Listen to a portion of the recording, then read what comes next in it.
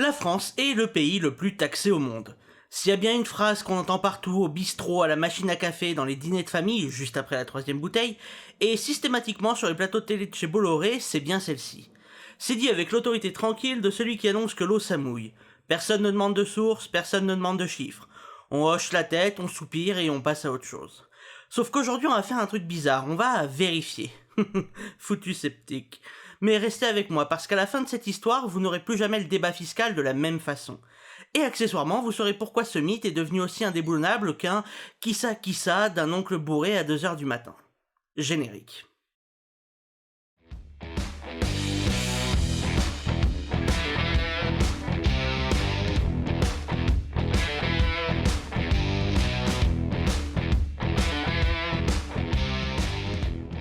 Je vous préviens tout de suite, parce que je suis un type honnête, la réponse est ni oui, ni non. La réponse c'est « ça dépend ce que tu mesures, mon grand », ce qui est une phrase nettement moins satisfaisante à lancer en fin de repas, je le concède.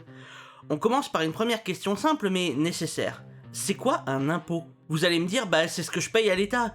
Sauf que là déjà, on commence à patiner. Parce que selon ce qu'on met dans le grand sac de ce que je paye à l'État, le résultat change du tout au tout. On va pas revenir sur la définition de ce qu'est un impôt, il y a déjà une vidéo courte sur la chaîne qui en parle, je vous la mets évidemment en fiche. Heureusement, il existe un organisme international qui a tranché la question pour nous, l'OCDE. 38 pays développés qui se sont mis d'accord sur une méthode commune pour comparer les choses. Je dis pas que la solution est parfaite, mais elle a le mérite d'être largement acceptée et pas trop dégueu. Leur indicateur s'appelle le taux de prélèvement obligatoire. La recette ? Vous prenez tout. Tout. Impôt sur le revenu, TVA, cotisation sociale, taxe foncière, taxe d'habitation, paix à son âme, taxe sur tout ce que vous voulez, bref, vous voyez l'idée. Vous fourrez tout ça dans un grand sac, vous divisez par le PIB du pays et hop, vous avez votre pourcentage. Pour la France en 2024, dernière année avec des données vraiment solides, 42,8%. C'est beaucoup. C'est même selon les années la 2 ou 3e place mondiale. Donc oui, sur ce critère-là, la France joue dans la cour des grands. Très grands. Mais, et c'est un mais important, le Danemark, lui, est à 45,8%, plus que nous. Certes, ce ne sont que quelques points, mais ça permet déjà de relativiser le côté absolu de « on est les plus taxés ». Et ces pays-là, on a tendance à les oublier en France. Personne ne dit que ce sont des enfers fiscaux invivables. Peut-être parce que les Danois sont régulièrement classés parmi les peuples les plus heureux du monde. Quel est le fuck ? Petite parenthèse historique parce que le mythe a une généalogie qu'on oublie souvent. Pour comprendre d'où vient le sentiment fiscal français, il faut revenir à un chiffre. En 1975, le taux de prélèvement obligatoire en France est de 34,9% du PIB. 10 ans plus tard, en 1985, il est passé à 45,2%. Plus de 10 points en 10 ans. Une accélération comme on a rarement vu en temps de paix. Et la raison principale, c'est pas une explosion de l'impôt sur le revenu, c'est la montée en charge de la sécurité sociale, dont les cotisations grimpent pour financer la généralisation de la couverture maladie, l'allongement des retraites, l'indemnisation du chômage de masse, qui apparaît justement à ce moment-là. Pendant ce temps, de l'autre côté de l'Atlantique, un économiste américain du nom de Arthur Laffer dessine en 1974, sur une serviette de restaurant, la légende est tenace, mais l'épisode sera attesté, une courbe qui deviendra célèbre. Son idée, au-delà d'un certain seuil, augmenter les impôts diminue les recettes, parce qu'on tue l'activité qui les produit. C'est sans doute pas là à proprement parler qu'est né le slogan, mais c'est dans ce contexte-là que s'est installée durablement l'idée que la France serait fiscalement au bout de quelque chose. Une idée qui a survécu à Mitterrand, Chirac, l'euro, 2018, le Covid et la chaîne paix, amour et droit fiscal. Plus stable que la Constitution qui a été révisée 25 fois depuis 1958. C'est ça le pouvoir des slogans économiques. Plus c'est vague, plus ça dure. Et plus c'est dur, plus c'est dur. Bon, maintenant accrochez-vous parce que c'est ici que le débat part en live dans 99% des cas. Dans ces fameux 42,8% français, il y a un morceau gigantesque qui s'appelle les cotisations sociales. Retraite, assurance maladie, chômage, allocation familiale. À elles seules, elles pèsent entre 15 et 20% du PIB. C'est énorme. C'est la moitié de la note. Et là, je vais vous présenter deux personnages parce que les chiffres, c'est plus drôle avec des gens dedans. Gwendoline, cadre française, vit à Bordeaux. Sur sa fiche de paie, elle a une colonne cotisation qui ressemble à un récit de guerre. Wendy, son équivalente américaine, vit à Austin. Sa fiche de paie est nettement plus courte. Elle voit ça et elle se dit que Gwendoline doit pleurer chaque mois. Sauf que Wendy paye $600 par mois d'assurance de santé privée. Elle met 10% de son salaire sur un fonds de pension privé pour sa retraite, et si elle veut envoyer son gamin à l'université, elle commence à économiser, disons, à la naissance, voire à la conception, pour qu'il y arrive tout juste. Ces dépenses-là, dans les statistiques américaines, ne sont pas comptées comme des impôts, parce que, techniquement, ce ne sont pas des impôts. Ce sont des dépenses privées, mais Wendy les paye quand même, tous les mois, sans faute, sinon c'est l'hôpital qui appelle. Donc, quand on compare 42,8% français à 25,6% américains, on compare un pays où l'État fait tout à un pays où l'État fait pas grand-chose, et c'est le marché qui fait tout. C'est pas un jugement de valeur, hein. C'est juste que comparer ces deux chiffres bruts, c'est comme comparer le prix d'un menu tout compris au prix d'une entrée seule. Techniquement, les deux sont des prix, mais bon... L'OCDE elle-même, dans ses notes méthodologiques, que personne ne lit, soyons honnêtes, moi non plus jusqu'à très récemment, dit explicitement qu'il faut tenir compte de la structure des systèmes sociaux pour comparer. Et c'est pas une opinion de gauchiste, c'est une précaution intellectuelle de base. Maintenant qu'on a posé le décor, regardons catégorie par catégorie, parce que les impôts, c'est pluriel. Impôt sur le revenu des personnes en France, 9,4% du PIB. C'est dans la moyenne haute. Mais loin devant tout le monde? Non. Le Danemark, lui, est à 25,2%. Et 25, vous avez bien entendu. Pour mémoire, c'est à peu près 3 fois nous. Et les Danois continuent d'être heureux. C'est presque vexant. Mais attention, la comparaison brute est trompeuse. Au Danemark, une grande partie du financement de la protection sociale passe directement par l'impôt sur le revenu, alors qu'en France, il transite surtout par les cotisations sociales.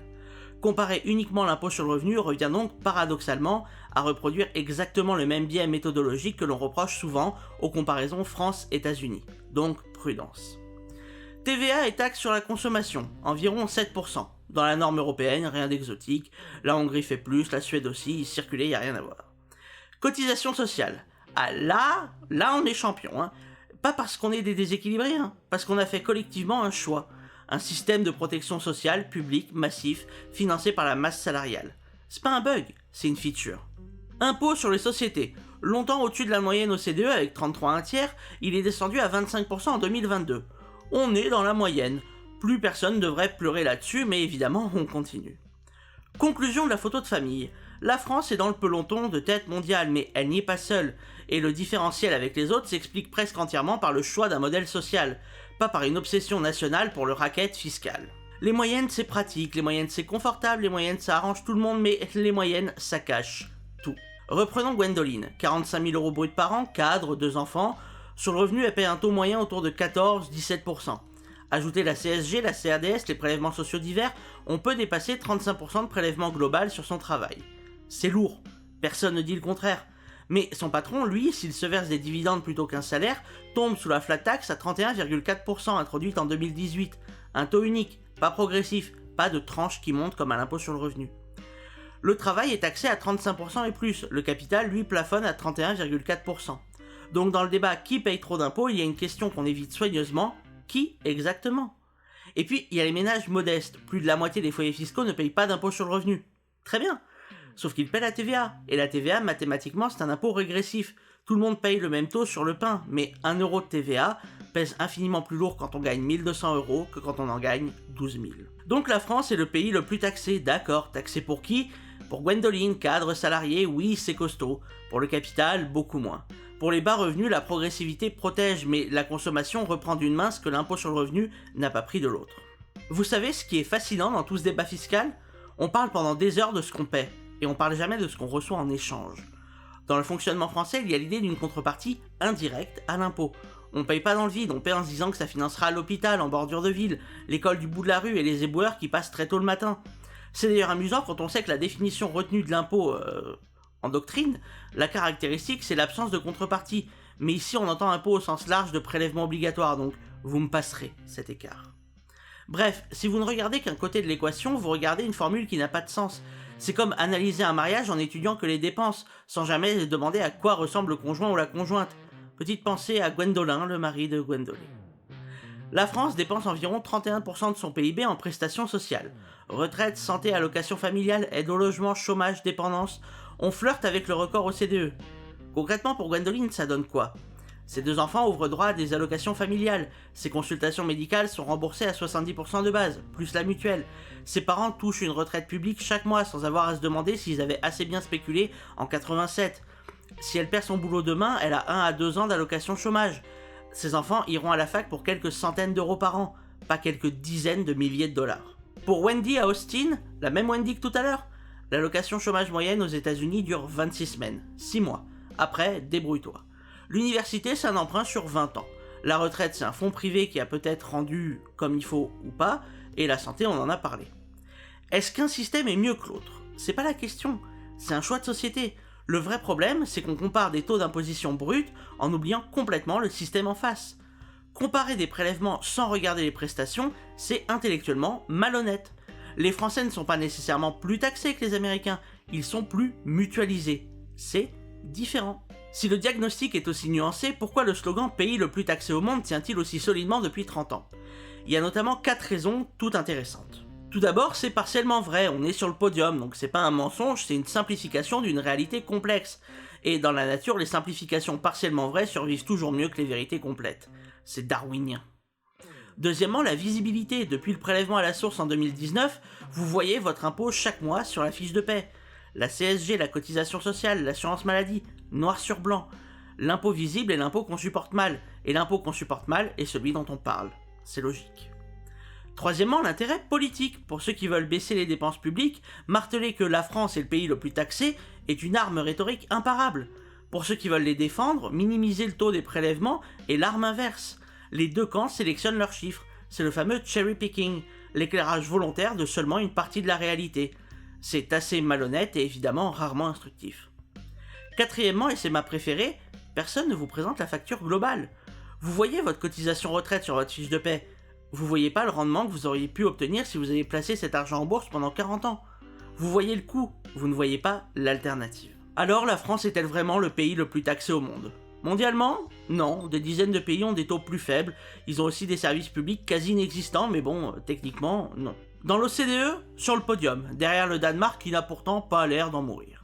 Selon ce qu'on mesure, cotisation sociale comprise, on est en haut, sur le revenu seul, beaucoup moins.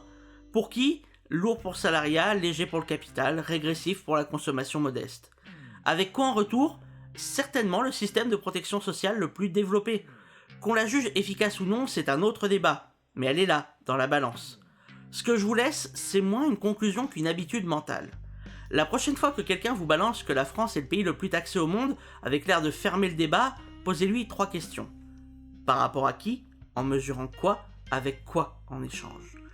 Ces 3 questions transforment une posture en discussion. Et une discussion, c'est toujours plus intéressant qu'une posture, puisque de la posture à l'imposture, il n'y a qu'un pas. Gwendoline et sa fiche de paie nous ont permis de traverser les données de l'OCDE, de démêler les cotisations des impôts, de comparer ce qui n'est pas vraiment comparable et de comprendre pourquoi un mythe à moitié vrai est presque toujours plus tenace qu'une vérité entière. Non, la France ne taxe pas peu, elle taxe beaucoup, c'est vrai.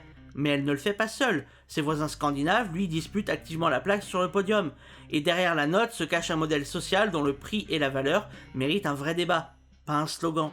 La vraie question n'a jamais été est-ce qu'on paye trop ou est-ce qu'on paye assez? La vraie question, celle qu'on évite parce qu'elle est plus difficile, c'est qu'est-ce qu'on décide de financer ensemble? Et à quel prix? C'est un choix, et les choix ça se discute avec des données, pas avec des certitudes illusoires.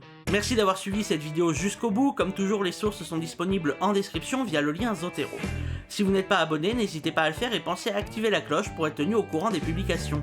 Pensez à commenter et liker pour que je puisse voir vos retours et améliorer les futures vidéos, mais aussi pour que YouTube puisse remarquer la chaîne. Comme toujours, paix, amour, mais surtout droit fiscal, la bise.